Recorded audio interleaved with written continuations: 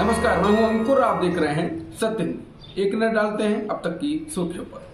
संजय गांधी अस्पताल पर सरकारी ताले को लेकर अब विवाद बढ़ता जा रहा है। अब बीजेपी सांसद वरुण गांधी ने उत्तर प्रदेश के उप मुख्यमंत्री ब्रजेश पाठक को पत्र लिखकर इस फैसले पर फिर से विचार करने की गुजारिश की है। उन्होंने पत्र में लिखा कि विस्तृत जांच के बिना प्राथमिक स्वास्थ्य सेवाओं के लिए बड़ी संख्या में लोग संजय गांधी अस्पताल पर निर्भर करते हैं। ऐसे में अस्पताल के लाइसेंस को निलंबित करने के फैसले का लंबा असर होगा। उन्होंने लिखा कि इसका असर स्वास्थ्य सेवाओं तक लोगों की पहुंच, रोजगार और शिक्षा पर भी पड़ेगा। उन्होंने लिखा, मेरी मांग है कि प्रदेश सरकार इस फैसले पर फिर से विचार करे। मेरी उम्मीद है कि लोगों को मिलने वाली सुविधाओं में बाधा न पहुंचे। सरकार इस मामले में चिंताओं को देखने के लिए एक निष्पक्ष जांच सुनिश्चित करे और इनसे जुड़े कारणों की पहचान की जाए। बता दें, डॉक्टरों की लापरवाही के कथित तौर पर एक मरीज की मौत के बाद 18 सितंबर को अस्पताल का लाइसेंस निलंबित कर दिया गया था। यह अस्पताल वरुण गांधी के पिता के नाम पर बना संजय गांधी मेमोरियल ट्रस्ट चलाता है और कांग्रेस की पूर्व अध्यक्ष सोनिया गांधी इसकी चेयरपर्सन हैं। इसके बाद कांग्रेस ने कहा था कि ये राजनीतिक बदले की भावना से किया गया है। कांग्रेस ने घटना की आलोचना करते हुए कहा था कि इसके लिए जो व्यक्ति जिम्मेदार हों उनके खिलाफ कार्रवाई की जानी चाहिए, न कि पूरी संस्था को ही जिम्मेदार ठहरा दिया जाना चाहिए। हुर्रियत कॉन्फ्रेंस के अध्यक्ष मीरवाइज उमर फारूक को 4 साल से अधिक समय बाद शुक्रवार को नजरबंदी से रिहा कर दिया गया। उनको अनुच्छेद 370 के निरस्तीकरण का विरोध करने के कारण हिरासत में रखा गया था। रिहा होने के बाद मीरवाइज ने श्रीनगर की जामिया मस्जिद में नमाज की रहनुमाई की, जहां उन्होंने कश्मीर मुद्दे का बातचीत के जरिए हल करने की अपील की। उन्होंने कहा, हमने हमेशा अपने पंडित भाइयों को घाटी लौटने के लिए कहा है।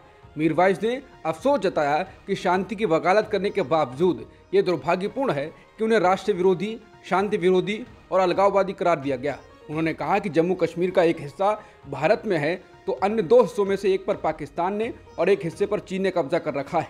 इन हिस्सों को मिलाने पर ही जम्मू कश्मीर पूर्ण बनेगा, वैसा ही जैसा 14 अगस्त 1947 से पहले था। उन्होंने कहा कि प्रधानमंत्री ने यूक्रेन के मसले पर कहा, ये युद्ध का दौर नहीं है। ये बात कश्मीर पर भी सही बैठती है। उन्होंने कहा कि बातचीत के रास्ते इस मसले का हल निकाला जाना चाहिए। अपने भाषण के दौरान वो अक्सर भावुक हो जाते थे और उनकी आंखों में आंसू आ जाते थे। मीरवाइज ने बताया कि कश्मीर कई लोगों के लिए एक इलाके का सवाल हो सकता है, लेकिन इलाके के लोगों के लिए ये सबसे ज़रूरी मानवीय मुद्दा है, जिसे बातचीत के जरिए हल किया जाना चाहिए। कांग्रेस के वरिष्ठ नेता जयराम रमेश ने कहा कि नए संसद भवन को मोदी मल्टीप्लेक्स या मोदी मैरियट कहा जाना चाहिए। इसके बाद बीजेपी अध्यक्ष जेपी नड्डा ने नाराजगी व्यक्त की है। उन्होंने लिखा, ये जयराम रमेश की एक दयनीय मानसिकता है जो 140 करोड़ भारतीयों की आकांक्षाओं का अपमान करने के अलावा कुछ नहीं है। नड्डा ने लिखा, वैसे भी ये पहली बार नहीं है जब कांग्रेस संसद का विरोध कर रही है। उन्होंने 1975 में कोशिश की, जिसमें वो बुरी तरह से फेल साबित हुए। कांग्रेस के राष्ट्रीय महासचिव जयराम रमेश ने नए संसद भवन में बीजेपी सांसद रमेश बिधूड़ी की अमर्यादित टिप्पणी को लेकर पीएम मोदी पर तीखा हमला बोला। जयराम रमेश ने कहा कि संसद का नाम मोदी मल्टीप्लेक्स या मोदी मैरियट रखा जाना चाहिए। उन्होंने संसद की डिजाइन में कई खामियों का जिक्र कर दावा किया कि संसद के कर्मचारियों को काम करने में असुविधा हो रही है। उन्होंने ये भी कहा कि 2024 में सरकार बदलने के बाद नए संसद भवन के इस्तेमाल का बेहतर तरीका ढूंढा जाएगा। रमेश बिधूड़ी के संसद में अपशब्दों को लेकर विपक्ष लगातार हमलावर है। बिधूड़ी पर अब एनसीपी के नेता सुप्रिया सुले ने स्पीकर को शिकायत की। उन्होंने समाचार एजेंसी एएनआई को बताया, वो अपराधी हैं और मैंने तृणमूल कांग्रेस के नेता के साथ स्पीकर को पत्र लिखा है। हम उनके खिलाफ एक विशेषाधिकार प्राप्त प्रस्ताव ला रहे हैं। सुप्रिया सुले ने कहा, यह व्यवहार करने का कोई तरीका नहीं है। 2 दिन पहले भी उन्होंने एक वरिष्ठ सांसद के साथ धक्का मुक्की की थी। क्या ये लोकतंत्र है? उन्होंने आगे कहा, मैं ऐसे किसी भी अनियंत्रित व्यवहार की निंदा करती हूं और विशेष अधिकार प्राप्त प्रस्ताव पेश किया जाना चाहिए और मैंने ऐसा किया है। आज सोशल मीडिया पर रमेश बिधूड़ी जिंदाबाद ट्रेंड कराया जा रहा है। इसी के बीच बीजेपी सांसद निशिकांत दुबे ने संसद में बीएसपी सांसद दानिश अली के व्यवहार की आलोचना की है। हालांकि उन्होंने अपनी पार्टी के सहयोगी रमेश बिधूड़ी की सांप्रदायिक टिप्पणी की निंदा की, लेकिन साथ ही दानिश अली के आचरण की जांच की भी मांग कर डाली। उन्होंने कहा कि लोकसभा की नियम प्रक्रियाओं के तहत किसी सांसद के निर्धारित समय के बीच टोकना, बैठे बैठे बोलना, रनिंग कमेंट्री करना भी सजा के दायरे में आता है। हालांकि उन्होंने बिधूड़ी के नफरती भाषण के बारे में ये नहीं कहा कि वो सजा के दायरे में आता है या नहीं। उनकी ये टिप्पणी तब आई है जब बिधूड़ी के मामले में विपक्ष के भारी विरोध के बीच भाजपा ने बिधूड़ी को कारण बताओ नोटिस भेजा है और उनसे 15 दिनों के भीतर अपनी असंसदीय भाषा पर स्पष्टीकरण देने को कहा है। लोकसभा में बीएसपी सांसद कुंवर दानिश अली पर अभद्र टिप्पणी करने वाले भाजपा सांसद रमेश बुधूड़ी की हर तरफ आलोचना की जा रही है।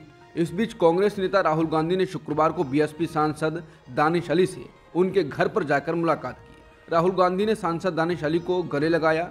उन्होंने सोशल मीडिया साइट एक्स पर इसकी फोटो भी शेयर की है। फोटो के साथ उन्होंने लिखा है कि नफरत के बाजार में मोहब्बत की दुकान। इस दौरान राहुल गांधी के साथ कांग्रेस के सीनियर नेता के.सी. वेणुगोपाल भी थे। इस मुलाकात के बाद सांसद दानिश अली ने कहा कि राहुल गांधी जी मेरा हौसला बुलंद करने आए। उन्होंने मुझे कहा कि खुद को अकेला मत समझिए, इस देश का हर व्यक्ति जो लोकतंत्र में विश्वास रखता है वो आपके साथ है।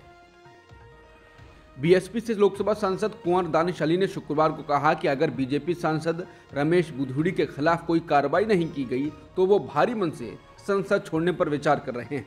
बुधूड़ी ने गुरुवार शाम को लोकसभा में दानिश के खिलाफ सांप्रदायिक अपशब्दों का इस्तेमाल किया था। दानिश ने लिखा, जब मेरे साथ ऐसा होता है तो आप आम आदमी का क्या होगा। अली ने कहा वो पूरी रात सो नहीं सके क्योंकि उन्हें लगा जैसे उनका दिमाग फटने वाला है। सांसद दानिश अली ने कहा कि संसद का विशेष सत्र निर्वाचित सांसदों को उनके समुदाय से जोड़कर उन पर हमला करने के लिए बुलाया गया था। इसने पूरे देश को शर्मसार कर दिया है। हम देखेंगे कि क्या उनकी पार्टी उनके खिलाफ कोई कार्रवाई करेगी या उन्हें बढ़ावा देगी। ये नफरत फैलाने वाला भाषण है। रमेश बुधूड़ी की ओर से बसपा सांसद दानिश अली के लिए अपशब्द कहे गए, जिसे लेकर विपक्ष हमलावर है और कार्रवाई की मांग कर रहा है।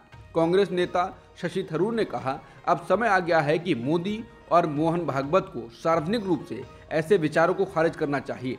इसके बजाय उन्हें भारत को तोड़ने की नहीं बल्कि एकजुट करने की प्रतिज्ञा लेनी चाहिए, नहीं तो नफरत का ये जहर हमारे समाज और देश को तोड़ देगा। वहीं आम आदमी पार्टी के नेता और सांसद संजय सिंह ने कहा, मैंने सदन में मणिपुर हिंसा का मुद्दा उठाया तो निलंबित कर दिया, इसके खिलाफ कार्रवाई क्यों नहीं हो रही है? कोई कार्रवाई देखी है आपने? ये अजीब बात है कि विपक्ष को तुरंत बर्खास्त करो और जहां बीजेपी का सांसद है वो किसी को गाली दे, सदन में मां बहन की गालियां शुरू हो जाएंगी। पीएम इस तरह की भाषा को मंजूरी देते हैं। आरएसएस में यही सिखाया जाता है, यही संस्कार बीजेपी ने दिया है। अगर ओम बिरला जी में जरा सी भी नैतिकता है तो इस सांसद के खिलाफ कार्रवाई होनी चाहिए। एक देश एक चुनाव को लेकर पूर्व राष्ट्रपति रामनाथ कोविंद की अध्यक्षता वाली उच्च स्तरीय समिति की पहली बैठक आज यानी शनिवार को होगी। इस समिति को लोकसभा, राज्य विधानसभाओं, नगर पालिकाओं और पंचायतों के एक साथ चुनाव कराने के मुद्दे पर जल्द से जल्द जांच और सिफारिशें करनी है। सरकार ने 2 सितंबर को 8 सदस्यीय समिति बनाई थी। केंद्रीय गृह मंत्री अमित शाह, गुलाम नबी आज़ाद और वित्त आयोग के पूर्व अध्यक्ष NK सिंह, लोकसभा के पूर्व महासचिव सुभाष सी कश्यप, सीनियर एडवोकेट हरीश साल्वे, पूर्व CVC संजय कोठारी सदस्यों में हैं। लोकसभा में कांग्रेस के नेता अधीर रंजन चौधरी भी सदस्य थे।